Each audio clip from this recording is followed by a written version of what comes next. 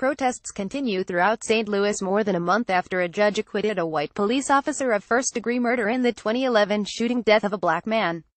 Rachel Martin, host for more than a month, demonstrators have been on the streets of St. Louis to protest the not guilty verdict in the trial of Jason Stockley. He's the white officer who shot and killed a black man, Anthony Lamar Smith, 6 years ago.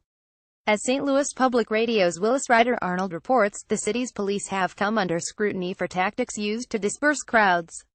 Willis Ryder Arnold, byline: a few times every week, protesters march throughout parts of St. Louis.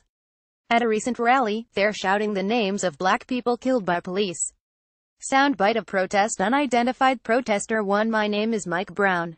My name is. Unidentified protester 2. My name is Kaji M. Powell.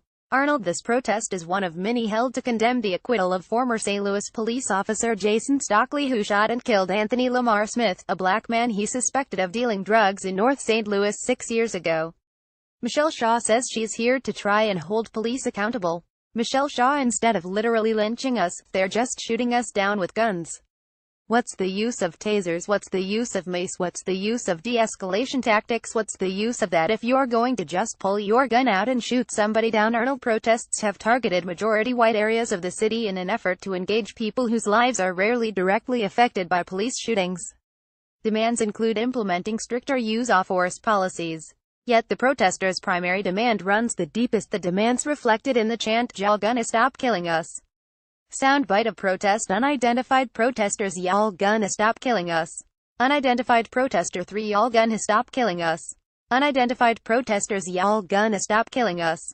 Arnold. More than 300 arrests have been made, and the police here have been criticized for using pepper spray and tear gas on crowds and also for throwing people to the ground while making arrests. They're also doing so-called kettling, a procedure where they block people from leaving a specific location before making arrests. That means protests now include complaints against the police for their actions during protests just like this one.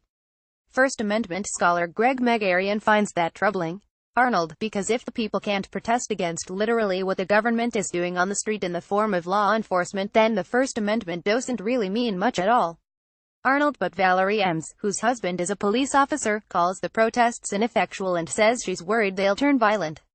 Valerie Ems: tensions are high. And even protests that start out peaceful, I think they can turn in an instant.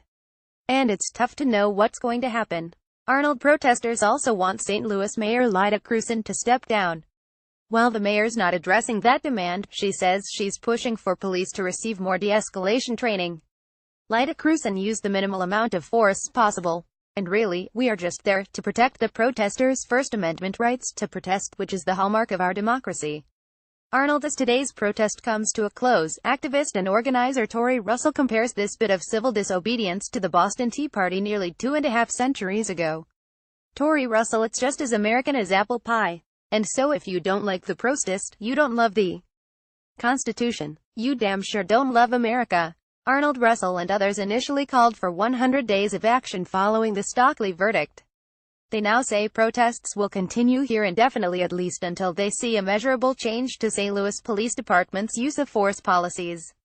For NPR News, I'm Willis Ryder Arnold in St. Louis. Copyright 2017 Nepalese rupees. All rights reserved. Visit our website terms of use and permissions pages at www.npr.org for further information. NPR transcripts are created on a rush deadline by Verbatim, Inc., an NPR contractor, and produced using a proprietary transcription process developed with NPR. This text may not be in its final form and may be updated or revised in the future. Accuracy and availability may vary. The authoritative record of NPR's programming is the audio record.